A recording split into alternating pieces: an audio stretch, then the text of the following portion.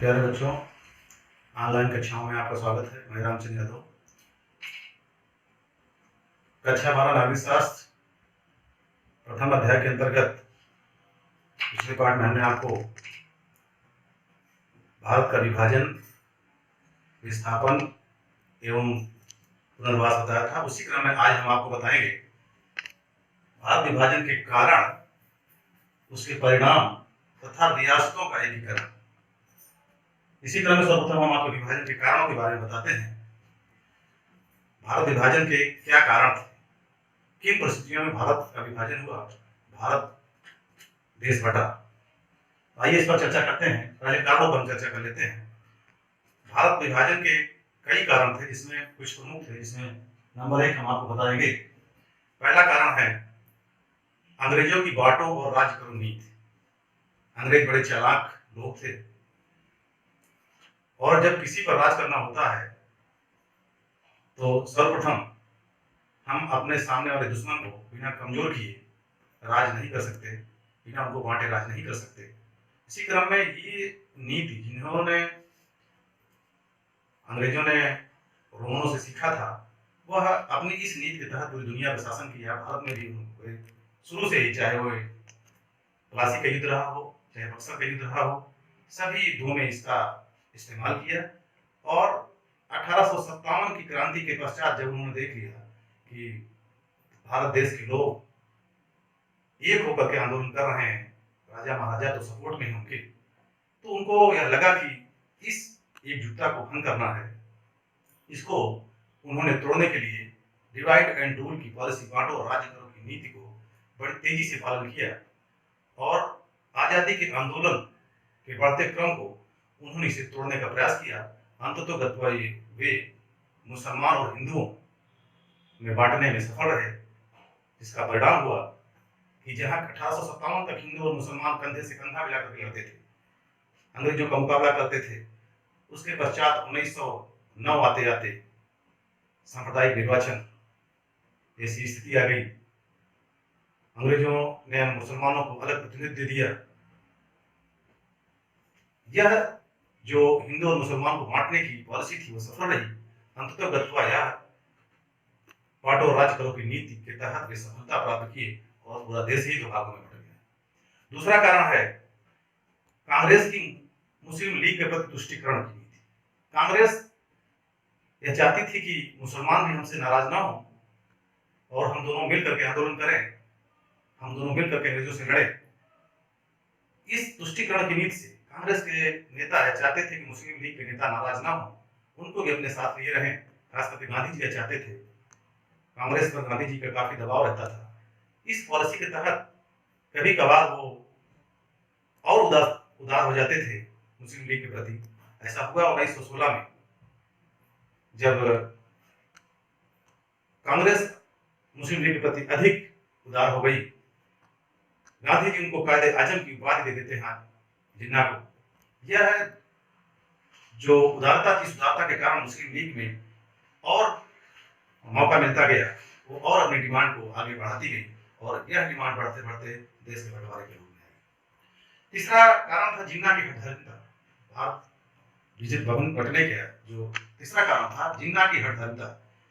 जिन्ना इस बात का हट करने लगते थे, इस पर उतारू थे कि हमें पाकिस्तान लेना ही है, पाकिस्तान बनाना ही है, मुस्लिम जिस देश में रहेंगे। उनकी इस हठधर्मिता से, जबकि गांधी जी चाहते थे, कांग्रेस भी चाहती कि स्थिति न पैदा हो, लेकिन वह अपने इस हठधर्मिता से, इस हट के कारण कि हम पाकिस्तान को लेकर रहेंगे, ऐसी स्थिति के कारण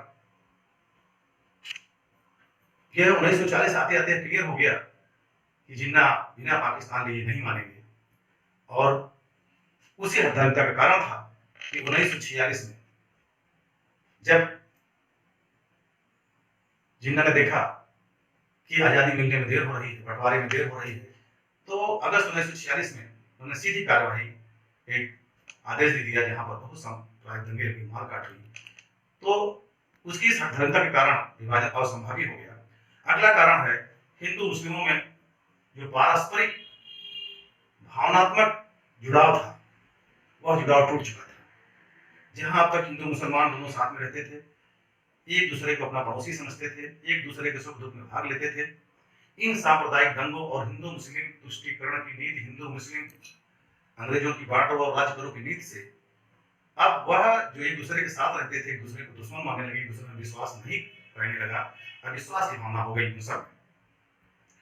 इस अविश्वास के कारण भी भारत का विभाजन होना सुनिश्चित हो गया कि भारत अब बढ़ करके ही रहेगा। अगला कारण है सांप्रदायिक दंगे। सांप्रदायिक दंगे ने ऐसा कुछ कर दिया कि भारत और पाकिस्तान के विभाजन को असंभावित कर दिया। इन सांप्रदायिक दंगों ने इतना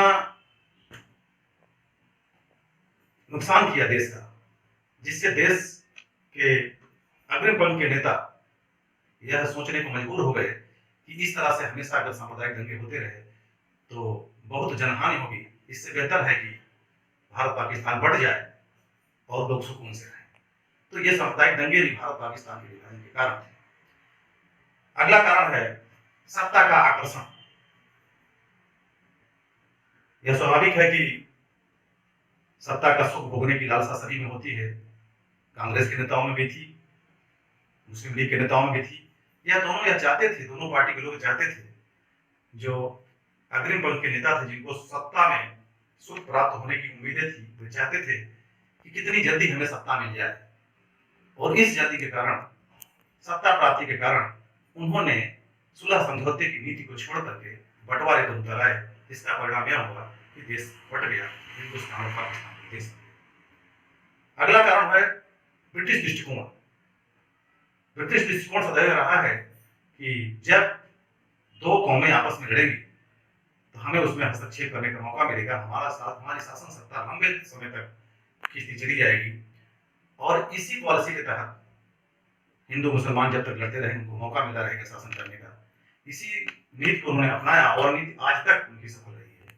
हिंदू मुसलमान आज भी लड़ रहे हैं, जो बीच होकर गए वह भी आज भी बलवित हो रहा है। हिंदू मुसलमान, भारत पाकिस्तान, हिंदू मुसलमान आज भी हो रहा है, आज भी लड़ रहे हैं।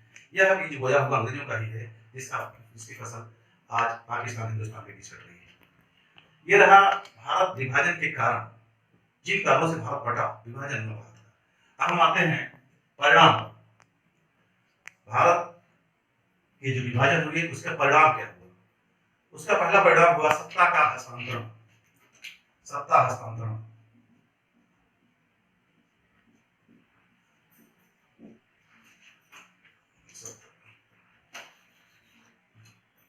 जनता का हस्तांतरण। जनता का हस्तांतरण पहला था, जनता का हस्तांतरण। पहला परिणाम यह हुआ कि लाख की संख्या में लगभग 90 लाख लोग पाकिस्तान से भारत आए, जो हिंदू थे। बहुत सारे लोग लाखों की संख्या में भारत से, जो यहाँ के अल्पसंख्यक थे मुसलमान, वो पाकिस्तान गए। एक बड़ी संख्या इस तरफ से उस तरफ और उस तरफ से इस तरफ आने को मजबूर हो गई। कारण यह था कि वो देख रहे थे, उनको डर लग रहा था कि यदि हम यहाँ रहे, जो मुस्लिमों के बीच में थे, यहाँ जो मुसलमान हिंदुओं के बीच में थे, उनको इन सांप्रदायिक दंगों ने यह एहसास करा दिया था कि भविष्य में हम यहाँ चाहे मुसलमान हो, वहाँ पर चाहे हिंदू हो, एक दूसरे के साथ नहीं रह सकते, रहना नामुमकिन हो जाएगा। इसलिए उन लोगों ने वहाँ से छोड़कर अपने सारी संपत्ति, जायदाद, घर द्वार सब छोड़ करके यहाँ चले आए। यहाँ के लोग वहाँ जाने के मजबूर हो गए। बड़ी संख्या में लोगों का स्थानांतरण हुआ। दूसरा है घर परिवार का छूट जाना। घर परिवार छोड़ना यह कोई नहीं चाहता। हर व्यक्ति को अपने घर से, अपने परिवार से, बाल बच्चों से बड़ा लगाव होता है। ऐसा सभी के साथ होता है। बंटवारे के समय भी था। बहुत सारे हिंदुस्तानी, बहुत सारे पाकिस्तान से आने वाले हिंदू, बहुत सारे मुसलमान जो हिंदुस्तान से पाकिस्तान गए, वो यह नहीं चाहते थे घर परिवार को छोड़े। लेकिन ऐसी परिस्थितियां बन गई, ऐसा माहौल बन गया कि वो इस माहौल में यहाँ रह नहीं सकते थे। अतः वो अपनी प्यारी जमीन, जायदाद, घर द्वार, यहाँ तक कि बहुत सारी चीजों को, धन संपदा को छोड़ करके एक स्थान से दूसरे स्थान को जाना पड़ा। यह दुष्परिणाम रहा। दूसरा सबसे बड़ा, तीसरा सबसे बड़ा दुष्परिणाम यह है, जो बहुत ही दुखदायी और दुर्भावनापूर्ण रहा, कि इस देश के जो अल्पसंख्यक यहाँ पर थे मुसलमान, या जो हिंदू अल्पसंख्यक थे पाकिस्तान में, इन दोनों लोगों ने, दोनों कौमों ने जब एक स्थान से दूसरे स्थान पर स्थानांतरण किया, पलायन किया, उस समय बड़े निर्दयता से कुछ अराजक तत्वों ने उनके बच्चों के साथ, उनकी बेटियों के साथ, उनकी महिलाओं के साथ बलात्कार किया, उनकी हत्या किया, उनको जान से मार दिया। यह बहुत बड़ा दुष्परिणाम था इस आंदोलन का। यह तीसरा सबसे बड़ा कारण था। बाल बच्चों की हत्याएं हो गई, उनके सामने हत्या हो गई। बहुत लोगों ने तो अपनी इज्जत को बचाने के लिए अपने बाल बच्चों को स्वयं हत्या कर दिया। ये ऐसा बहुत दुर्भावनापूर्ण, बहुत ही दुर्भाग्यपूर्ण रहा, जो कि नहीं होना चाहिए था। यह सबसे बड़ा दुष्परिणाम था इस बंटवारे। अगला है बंटवारे का जो दुष्परिणाम, वो है अल्पसंख्यकों का जो है समस्या। अल्पसंख्यक चाहे हिंदुस्तान में रहे हों, चाहे पाकिस्तान में रहे हों, ये दोनों की समस्या बड़ी गंभीर थी। क्योंकि जो अब तक साथ में मिलकर रहते चले आए थे, भाई भाई के रूप में रहते थे, एक दूसरे के त्योहार में, एक दूसरे के उत्सव में शामिल होते थे, अब एक दूसरे के जाने दुश्मन बन गए थे, एक दूसरे को देखना पसंद नहीं करते थे। ऐसा उस समय की परिस्थितियों ने कर दिया था। ऐसी परिस्थिति में वे लोग इतने डरे हुए थे कि यह डरने का जो माहौल बना था, इस माहौल ने लोगों को एक दूसरे का जानी दुश्मन बना भी दिया और एक स्थान से दूसरे स्थान पर जाने के लिए विवश भी किया।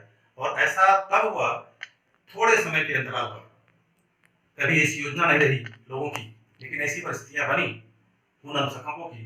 ये सबसे बड़ी समस्या थी कि उन्हें तत्काल घर छोड़ना पड़ा, तत्काल वहां का अपना सब कुछ छोड़कर के एक स्थान से दूसरे स्थान पर जाना पड़ा। यह सबसे बड़ी समस्या थी। यह अल्पसंख्यकों का, चाहे हिंदू रहे हों चाहे मुसलमान रहे, दोनों के लिए यह सबसे बड़ा दुर्भाग्यपूर्ण और सबसे बड़ा दुष्परिणाम रहा। अगला है संपत्तियों का बंटवारा। यह दुष्परिणाम या परिणाम जो भी कहें, केवल देश का बंटवारा नहीं हुआ। हिंदुस्तान पाकिस्तान दो देश नहीं बने, यहाँ की सारी संपत्तियों का बंटवारा हुआ। यहाँ तक कि अलमारियां बट गई, मेज बट गई, कुर्सी बट गए, कागज बट गए, टाइपराइटर बट गए, संपत्तियां बट गई। पूरा सब कुछ एक दूसरे का जितना जहां हिस्सा था वो हिस्सा एक दूसरे को मिला। इस तरह से पूरा देश इन भयावह दुष्परिणामों को झेला, दोनों देशों ने झेला, तो एक देश नहीं। इस तरह से हमने देखा कि भारत का विभाजन किन कारणों से हुआ, किन परिस्थितियों में हुआ और उसके कारण क्या हुए, उसके परिणाम क्या हुए, उसके नतीजे क्या निकले, इनको हम लोगों ने पढ़ लिया। अब हम लोग पढ़ेंगे रियासतों का एकीकरण। एकीकरण को हम लोग पढ़ेंगे, रियासतों के एकीकरण के बारे में। भारत का विभाजन हो गया, भारत एक नया देश बन गया, पाकिस्तान एक नया देश बन गया। भारत के एक नए देश बन जाने के बाद जो सबसे बड़ी समस्या हिंदुस्तान के लिए, भारत के लिए सामने आई, वह आई कि इस देश में बहुत सारी छोटी बड़ी रियासतें थी। स्थिति यह थी कि जब देश हमारा आजाद हुआ, उस समय जो अंग्रेजों की हुकूमत में ब्रिटिश क्षेत्र था भारत का, जिस पर ब्रिटिश शासन किया करते थे, वह तो भारत को सीधे ब्रिटिशों के हाथ से भारतीय नेताओं के हाथ में चली जा सकता, परंतु ऐसा क्षेत्र जो यहाँ के राजा महाराजाओं नवाबों के हाथ में था, वह क्षेत्र था 45% भारत का। भारत का जितना क्षेत्रफल है उसका 45% हिस्सा छोटे मोटे राजाओं के हाथ में, नवाबों के हाथ में था, जिनकी संख्या लगभग 565 थी। इन 565 राजाओं के हाथ में भारत का 45% भूभाग और 20% जनसंख्या थी। और अंग्रेज जाते जाते ऐसा डिवाइड एंड रूल की पॉलिसी खेली थी कि जो देश चाहे, बंटवारे के समय यह मौका आया, उनको विकल्प मिला था कि जो देश चाहे भारत के साथ रह सकते हैं, जो देश चाहे वो पाकिस्तान के साथ जा सकते हैं, ये दूसरा विकल्प। और तीसरा विकल्प ये था कि जो लोग चाहें, जो राजा, जो महाराजा, जो नवाब चाहें, तो वो पाकिस्तान किसी के साथ न जाए, वो स्वतंत्र राजा रह सकते हैं। ऐसे 3 विकल्प अंग्रेजों ने दिए थे। इन तीनों विकल्पों के साथ भारत के साथ जो भारत का क्षेत्रफल था, जिसमें 565 राजा महाराजा हुआ करते थे, ब्रिटिश भूभाग के अलावा उनके लिए बहुत बड़ी दिक्कत ये थी कि वो किसके साथ रहेंगे। ऐसी स्थिति में 565 रियासतों में भारत सरकार ने यह काम किया कि सबसे पहले 27 जून 1947 को एक राज्य विभाग बना दिया और उसकी जिम्मेदारी भारत के तत्कालीन गृह मंत्री एवं उप प्रधानमंत्री सरदार वल्लभ भाई पटेल को दी गई कि आप इन रियासतों के बारे में निर्णय लें। तो उस समय भारत को एकीकरण के लिए, भारत को एक करने के लिए जो रियासतें थी भारत में ब्रिटिश साम्राज्य के अलावा, इन 565 को मिलाने के लिए 3 तरह की पॉलिसी अपनाई गई। पहली पॉलिसी थी एकीकरण की।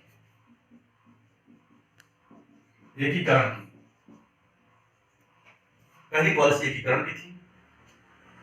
इसके तहत सरदार पटेल ने सभी रियासतों को, 565 में से लगभग 550 रियासतें ऐसी थी, और लगभग 500 रियासतें ऐसी थी जो छोटी छोटी रियासतें थी, बहुत बड़ी रियासतें नहीं थी, परंतु कुछ बड़ी रियासतें भी थी। कठियावाड़ जैसी छोटी रियासत थी। सभी को सरदार पटेल ने एक मौका दिया, उनसे निवेदन किया, उनसे अपील किया कि आप लोग भारत में शामिल हो जाएं। उनको सुरक्षा की गारंटी दी जाती है, उनको हम सुरक्षा की गारंटी देंगे, उनको किसी तरह से कोई प्रॉब्लम नहीं आएगी। उनके इस अपील से बहुत सारी रियासतें भारत के साथ मिल गई। इस आश्वासन के बाद वो भारत में विलय कर ली और भारत के साथ जुड़ गई। इस तरह की जो रियासतें लगभग 500 के आसपास थी, वो सभी रियासतें जिन्होंने एक अपील पर, एक निवेदन पर भारत के साथ मिल गई, उन सभी रियासतों के मिलने की प्रक्रिया को हम एकीकरण के माध्यम से जानते हैं, एकीकरण शब्दावली के नाम से जानते हैं। दूसरा है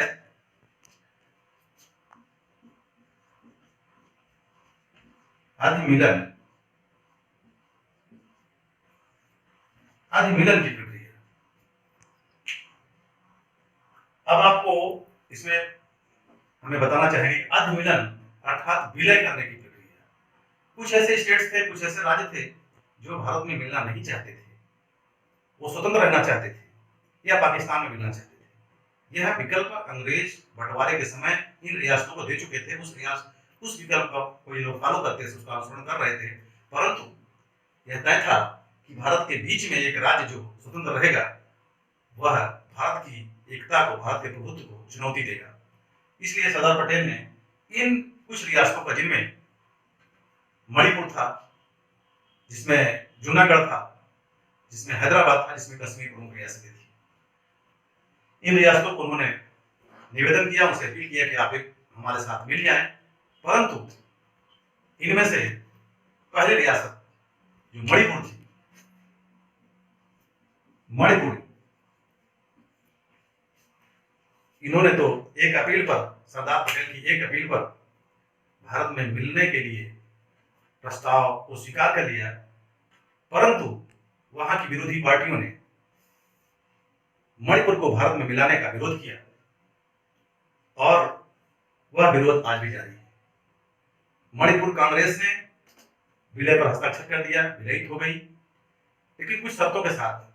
आज आप देख सकते हैं, चाहे धारा 370 कश्मीर के लिए हो, तो मणिपुर के बारे में धारा 371 में जाके आप पढ़ सकते हैं, विशेष सुविधाएं मणिपुर को दी गई हैं। मणिपुर के लिए कुछ विशेष प्रावधान किए गए हैं। यह उसी समय इसलिए किया गया था ताकि मणिपुर को अपने देश में मिला सके और उसी विशेष उपबंधों के तहत, विशेष सुविधाओं के तहत, विशेष अनुबंधों के साथ मणिपुर कांग्रेस ने विलय किया भारत के साथ, जबकि मणिपुर की अन्य अनेक पार्टियां उसका विरोध कर रही थी। वो आज भी विरोध करती हैं और आज भी अपने आप को स्वतंत्र रियासत के रूप में व्यवहार करने का प्रयास करती है। दूसरी रियासत थी जूनागढ़।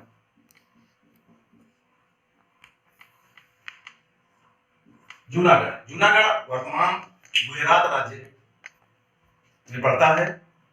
जूनागढ़ का नवाब था, नवाब खान वहां का था। वह नवाब खान, यद्यपि जूनागढ़ रियासत एक बड़ी रियासत थी, वहां की अधिकतर जनसंख्या हिंदू थी, लगभग 80% जनसंख्या हिंदू थी, शेष गैर हिंदू थे। वहां का नवाब मुस्लिम था, नवाब खान, वह पाकिस्तान के साथ जाना चाहता था, क्योंकि ऐसा विकल्प था अंग्रेजों ने दिया था आज़ादी के लिए। आज़ादी के समय वो पाकिस्तान के साथ जाना चाहता था, पाकिस्तान के साथ बातचीत भी कर रहा था। ऐसी स्थिति में सरदार पटेल को यह बिल्कुल अच्छा नहीं लगा। सरदार पटेल ने अपील किया कि आप हिंदुस्तान के साथ मिल जाओ। सरदार पटेल की एक खासियत थी कि वो छाता और छड़ी लेकर चलते थे और अपने साथ में चने का एक थैला लेकर चलते थे। जिन रियासतों के पास जाते थे उनको भी एक मुट्ठी चना देते थे चबाने के लिए, और खुद चना चबाते रहते थे। इतने में डिसीजन हो जाता था। नवाब को उन्होंने मौका दिया कि आप शामिल हो जाओ। नवाब ने उनके प्रस्ताव को ठुकरा दिया। सरदार पटेल ने सेना भेजी जूनागढ़ में। छिटपुट घटनाओं के साथ नवाब की सेना ने समर्पण कर दिया और नवाब को यह मौका दिया गया कि आप हिंदुस्तान छोड़ के जा सकते हैं, अदरवाइज आपको भी गिरफ्तार कर लिया जाएगा।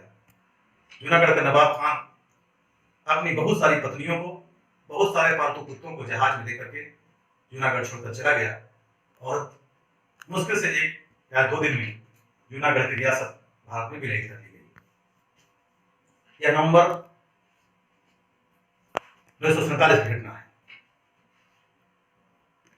अब तीसरी रियासत जो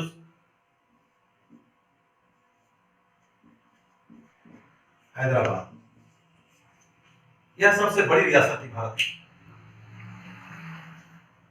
सबसे बड़ी रियासत थी भारत की, एशिया की सबसे धनी रियासत थी। यहाँ का नवाब उस्मान अली आसिफ खान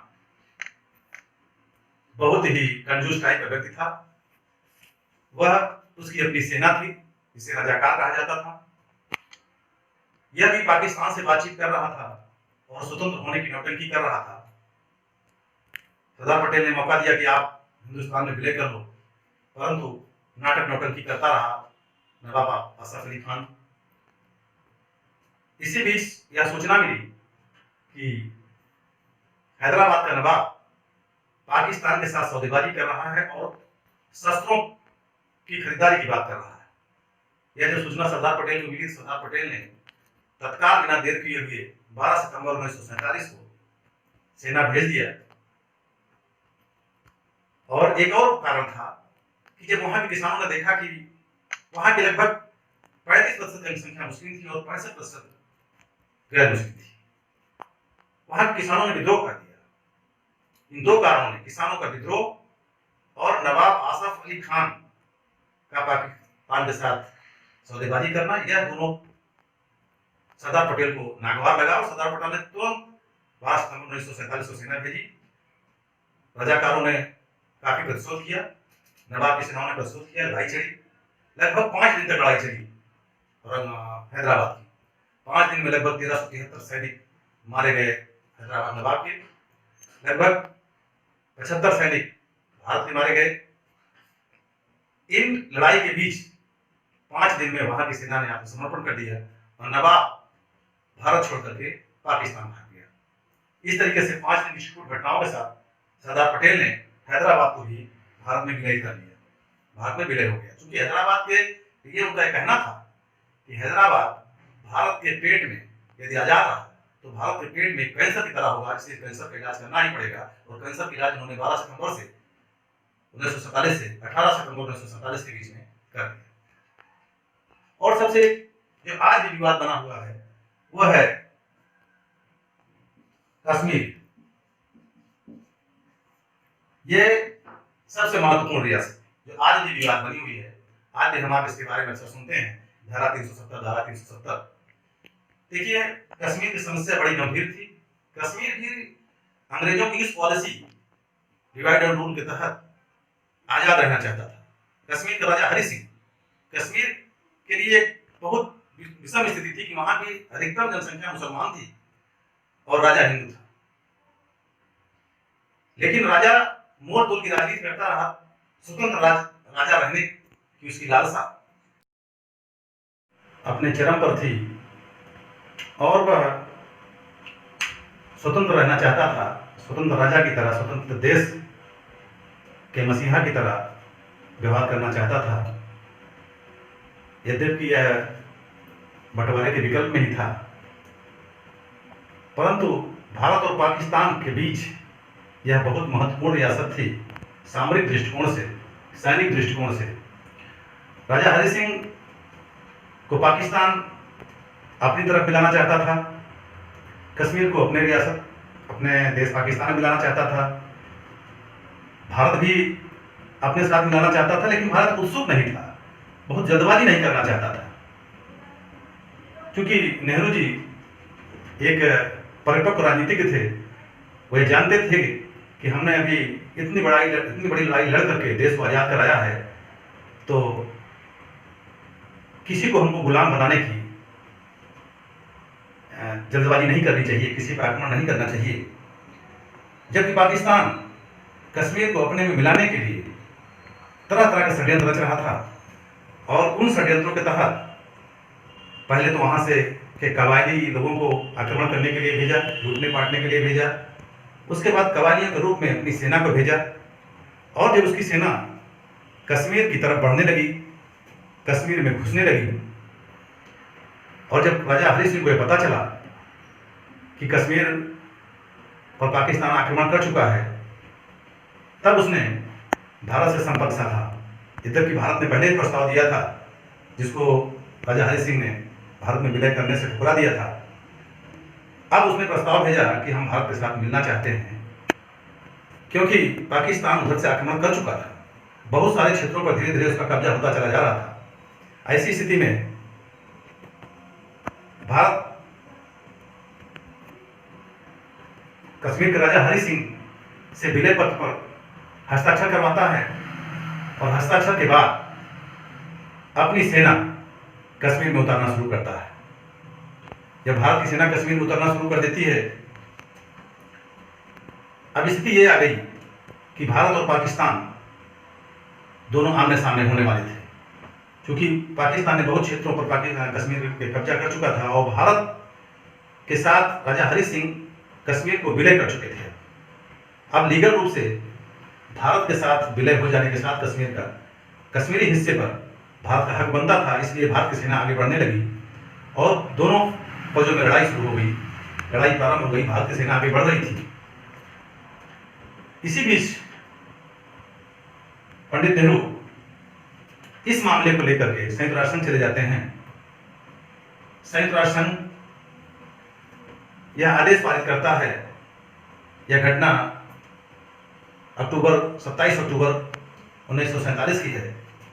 27 अक्टूबर को अंतिम बार सेनाएं आमने सामने हुई, और उसके बाद संयुक्त राष्ट्र संघ का फरमान जारी हो जाता है नेहरू के निवेदन पर कि पाकिस्तान को लड़ाई बंद करने के लिए कहा जाए। संयुक्त राष्ट्र संघ ने फरमान जारी किया, आदेश जारी किया, जो सेनाएं जहां पर हैं, कश्मीर के लिए जो युद्धरत हैं, चाहे भारत की सेना हो चाहे पाकिस्तान की सेना, दोनों वहीं पर रुक जाएं, एक दूसरे की तरफ कोई सेना आगे बढ़ेगी नहीं। उस दिन से वह फरमान जारी है, वह फरमान लागू है, आज भी लागू है।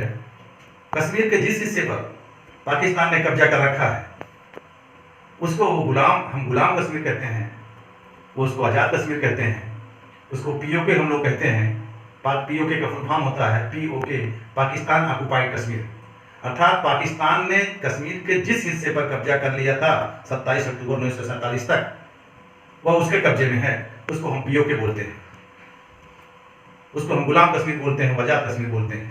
और कश्मीर का जो हिस्सा हमारे इस भाग में था, हमारे भारत के साथ जुड़ा, उसको हम कश्मीर बोलते हैं।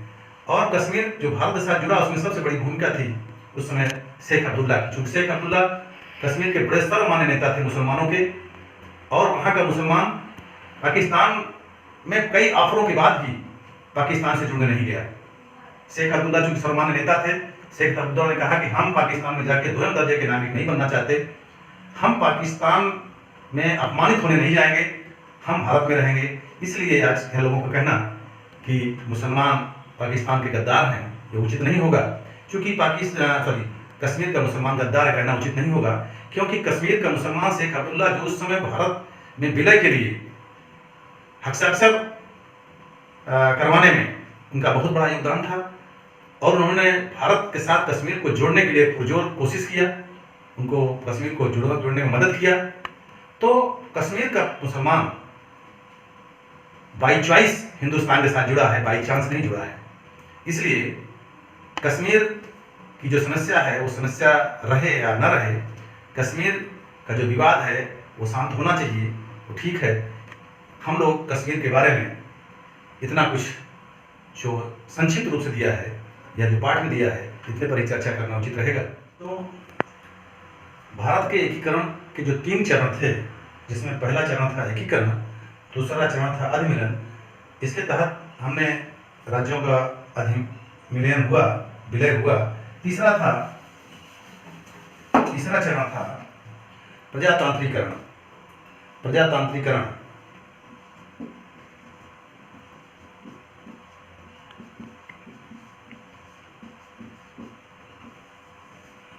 यह देश की रियासतों के एकीकरण का अंतिम चरण था। इसके तहत, प्रजातंत्रीकरण के तहत, हमारे देश में जो नवाबों, राजाओं, महाराजाओं को जो चिंता थी कि हमारे साथ क्या होगा, प्रजातांत्रिक देश घोषित करने के पश्चात वहाँ पर प्रतिनिधात्मक शासन स्थापित किया गया, संस्थात्मक शासन स्थापित किया गया और उन्हें भी प्रतिनिधि बनने का मौका दिया गया। इस तरीके से इस देश में लोकतंत्र स्थापित हुआ और चाहे वो छोटा हो चाहे बड़ा हो, सभी को बराबर का सम्मान मिला। और नवाबों की जो स्थिति थी, जो पहले नवाब राजा हुआ करते थे, उनको भी सम्मान मिला, उनको भी अपमानित नहीं होना पड़ा, उन्होंने भी प्रतिनिधि बनने का मौका मिला। इस तरीके से 3 चरणों में भारत का एकीकरण किया गया, एकीकरण, अधिमिलन तथा प्रजातांत्रिकरण। प्रजातांत्रिकरण के तहत संस्थात्मक रूप से प्रजातांत्रिक तरीके से चुनाव करा करके उनको प्रतिनिधि बनने का मौका दिया गया और समान नागरिक, देश के किसी नागरिक को समान योग्यता पूरी करने के पश्चात प्रतिनिधि बनने का मौका मिला रहेगा। अगला हम वीडियो दूसरे पार्ट के बारे में बनाएंगे। तब तक के लिए यहीं पर इसको समाप्त करते हैं।